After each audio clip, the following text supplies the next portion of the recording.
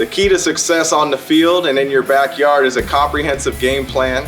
So if you're building a fence or a deck this year, trust a Turkstra coach to design, quote, or order the right materials for your project. Visit a Turkstra Lumber near you to learn more. From the Ticats Audio Network, this is the Coach O Show with Luke Tasker. Welcome back to the Coach O Show with Luke Tasker. After a long bye week and the Ticats finding themselves 0-3 to start the season, but a chance to make that right this week against Ottawa. That's Saturday at 7 p.m., Saturday the 8th, 7 p.m. Coach, it's great to see you. How's the bye week? Yeah, great to see you, Luke. Much needed. Yeah, it's always, buys are good, but even when things are at the best of times, I think you're always chomping to get back at it. So we're ready to get back at it. Nice, and you guys had the snuck an extra day there on the field, a day zero as we call it in the CFL prep week. What did that look like? Is Montreal in the rearview mirror, or were you breaking down that film still? We did a little bit of both, and you're always going to address things, but just selected cut-ups and whatnot. Obviously, you need to address those, but we're definitely looking out the windshield right now, and there's nothing we can do about the past, but what you can control is practice today and moving forward. So we went out there, as you mentioned, as a day zero and ran around, got some good quality work. Guys were focused, honed in, and understand where we're at and where we need to be. As you think back to the Montreal game, obviously disappointing loss, but what's your biggest takeaway from that game? What are you pointing out to your team as you run through that film? Yeah, just right now, you're not consistently playing well enough in all three phases. It's really that clear. We knew we were going to be in for a battle, and we're going to continue to be. No matter every week, it's going to be that way until we can consistently show that we can win, and that sort of thing. So when you look at it, you're always going to look at the critical stats of explosions against, explosions for, and then obviously impacting the game on special teams. And we were unfortunately impacted negatively on the return that we gave up.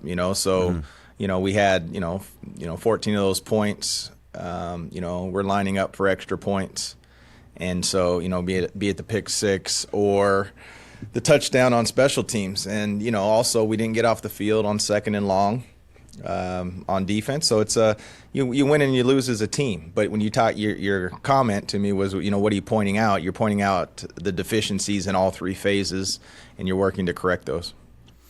The return game, obviously you give up the special teams touchdown, and, you're facing a world-class returner as well. But the Ticats, of course, have a world-class returner too, and it seemed, for what we've come to love about Lawrence Woods and the explosions that he can provide in the return game, that was a quiet night for him.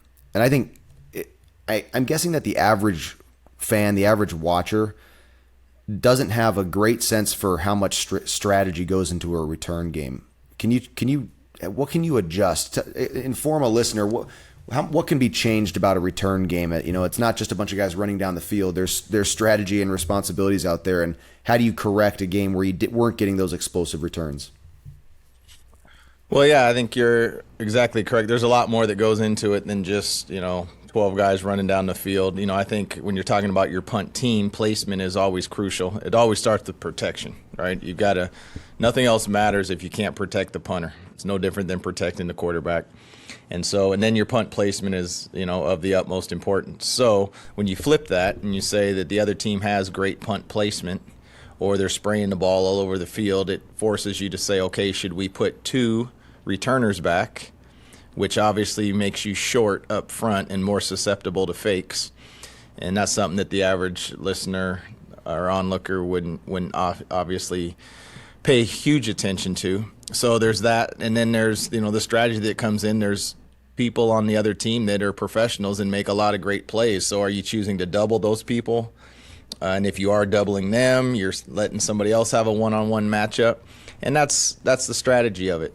When it comes, and then I think when it comes to, like I said, the punt team, there's just certain things when you have a dynamic returner you're going against, you just can't let them get going, right? And we've got to set hard edges, and we were soft, and he was able to get around it. And when you do that, just like you said, we have a dynamic guy, and if he's able to get that, so I think they did a good job of maintaining their lanes. We didn't.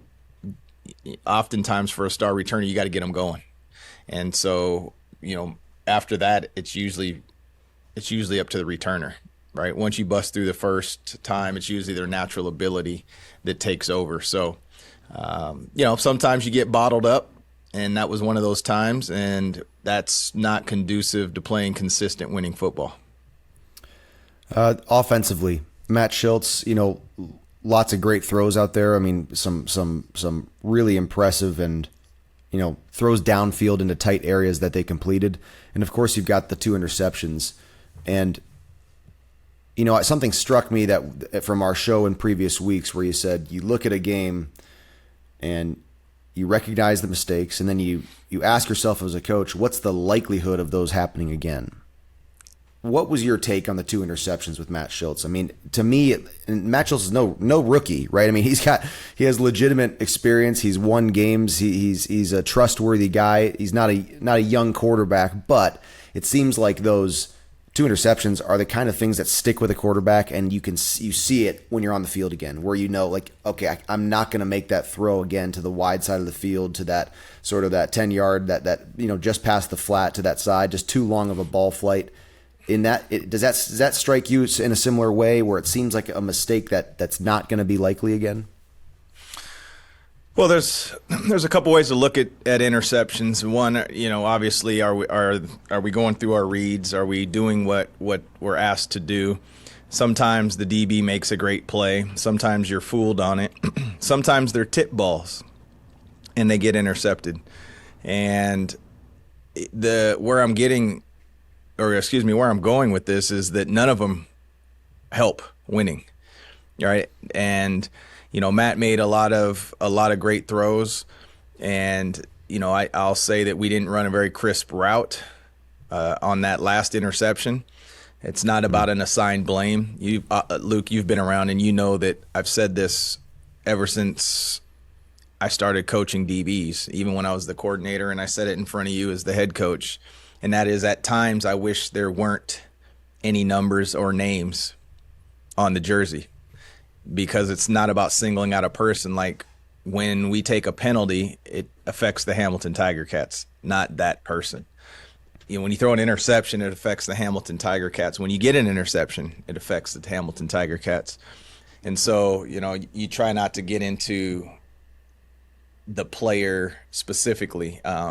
That's what you sign up for in pro ball. We don't run from it, but internally, it's not about the individual person. It's about what we can get accomplished. So, the interceptions are never timely, but not all of them are equal. Yep. I can think back to plays where I was the cause for an interception at times, for doing something, outside of the design of the play. But of course, the quarterback wears the badge of blame for each of those. Let's get a fan question in. This one is from Tony in Burlington. Coach, it seems like the Ticats in recent history have been a pass-heavy team and have not run the ball as much as other teams. First, do you agree with this? And if so, is this a result of strategy and preference, or would you like to have a more prominent run game? It's just the personnel that you have and that it's suited for a heavy pass offense. Yeah, it's a fair question. Thank you, Tony. I think every football team every year is different.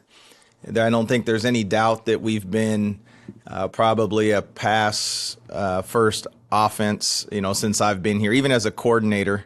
I think when I was the coordinator is what I'm saying, since 2013, it's kind of been that way. Part of it is definitely strategy. Part of it is the makeup of your football team. Part of it is the person calling the plays, for sure.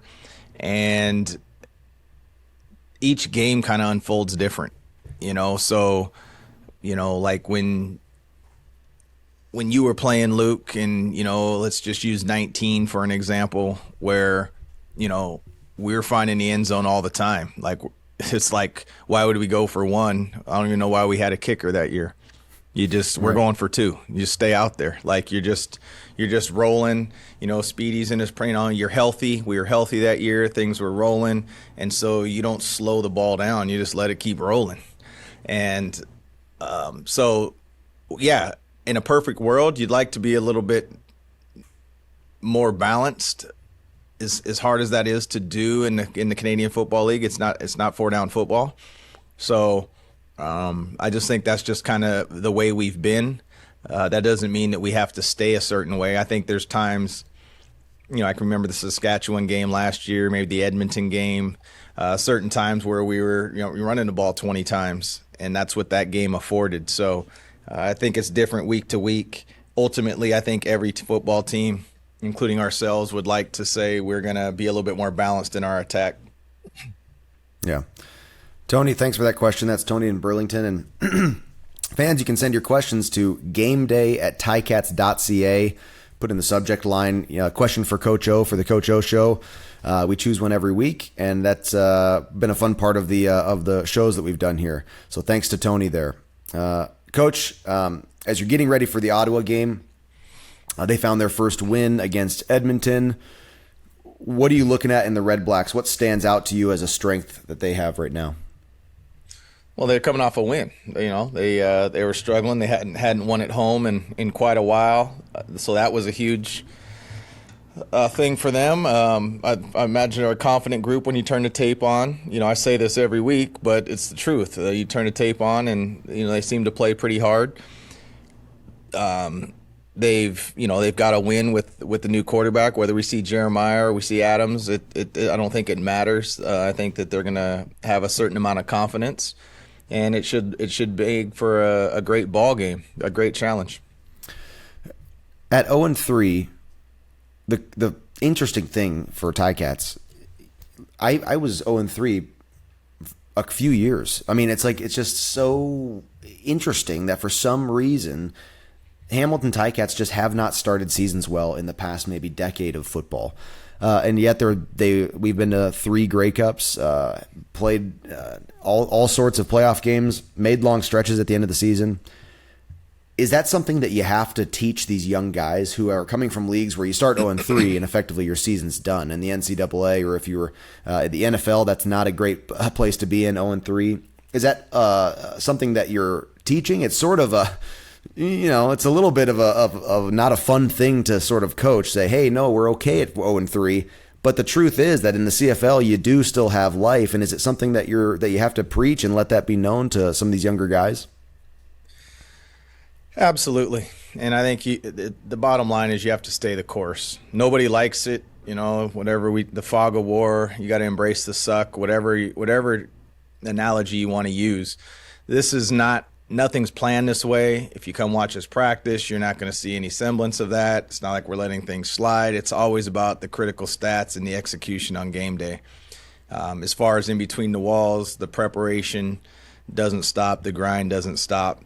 I think without going into great detail, for example, Luke, how many games did you play at Cornell? Were you guys like an 8-game season, 9 games? It was a 10-game season there. Okay, so you're a 10-game season there. So for you, coming to professional football, playing 23 weeks, you're already into your junior year, 3 games. Yeah. So, you're a junior, yeah. Okay? So for you sports that play 8-9 games, they're juniors by the end of the year. They've never played this much football, and that's just the physical part of it and laying that out for them. And I've explained that to the team. And even people that are in, playing the NCAA play 12 games. Okay, you're a sophomore now. You got 2 seasons we're playing here. So you got to learn how to practice like a pro, prepare like a pro, take care of your body like a pro. With that being said, because it is a couple of seasons, let's keep it in perspective, and that is you do have time to get things turned around and to get it right. You always want to be playing your best ball at the end of the year. Nobody desires to be 0-3. And if you don't start making strides, you dig deeper holes. But focusing on that is focusing on an uncontrollable factor, and we just won't do that. We're going to move forward. We're going to be very confident in what we're doing. We're going to make the changes necessary, be it personnel, be it moving bodies around, increasing playing time, reducing playing time. But at the same time, we're going to keep the main thing, and that is to win, but also to be playing our best ball in November, not in June. That's great. Helpful perspective there. The Coach O Show with Luke Tasker is presented by Turkstra Lumber. Check out the project coaches at Turkstra Lumber. They can help with every part of your home reno, from designing a deck to ordering a new front door. Learn more at TurkstraLumber.com. Coach, looking forward to getting back on the field here and to Saturday night with the Ottawa Redblacks. Coach, great. Good luck with your week of prep. I appreciate it, Luke. Look forward to next week. Thanks, man. Another episode of the Coach O Show with Luke Tasker is in the books. Let us know your thoughts. Email us at gameday@ticats.ca. Coach O and Luke are back next week to discuss the latest from the locker room. Subscribe to the Ticats Audio Network on Spotify or wherever you get your podcasts.